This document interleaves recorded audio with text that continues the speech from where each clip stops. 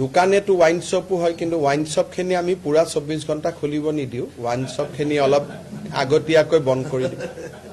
Wine শ্বপখিনি 2টামান বজালৈকে, এতিয়া 12টালৈকে চলে। তেওঁলোকক পুৰা গোটেই ৰাতি নিদিওঁ, তেওঁলোকক অলপ কমাই দিওঁ।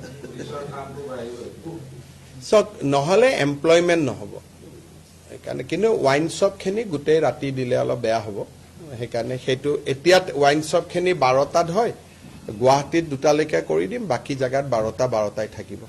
বাকী ডিব্ৰুগড়, শিলচৰ আদিত ওয়াইন শ্বপটো বঢ়াই নিদিওঁ, কষ্ট হ'ব। কিন্তু গুৱাহাটীততো 24 ঘণ্টা প্লেন ৰেল আহি থাকে, গতিকে গুৱাহাটীতো 2টা বজালৈকে দিম। বাকী ওয়াইন শ্বপখিনি যেনেকৈ আগত আছিল তেনেকৈ থাকিব। ওয়াইন শ্বপখিনি আমি বঢ়াই দিয়াৰ কথাটো চিন্তা কৰা নাই।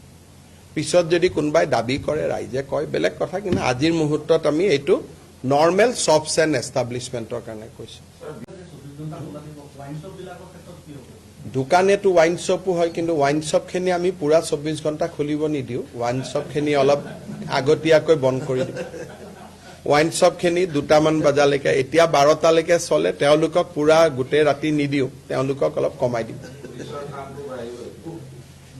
নহ'লে এমপ্লয়মেণ্ট নহ'ব, সেইকাৰণে। কিন্তু ওয়াইন শ্বপখিনি গোটেই ৰাতি দিলে অলপ বেয়া হ'ব, সেইকাৰণে। সেইটো এতিয়া ওয়াইন শ্বপখিনি 12টাত হয়, গুৱাহাটীত 2টালৈকে কৰি দিম। বাকী জেগাত 12টাই থাকিব।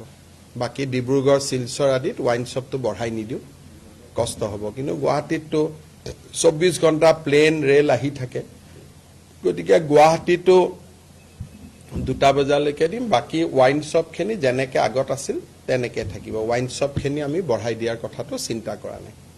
পিছত যদি কোনোবাই দাবী কৰে, ৰাইজে কয়, বেলেগ কথা। কিন্তু আজিৰ মুহূৰ্তত আমি এইটো নৰ্মেল শ্বপছ এণ্ড এষ্টাব্লিছমেণ্টৰ কাৰণে কৈছোঁ।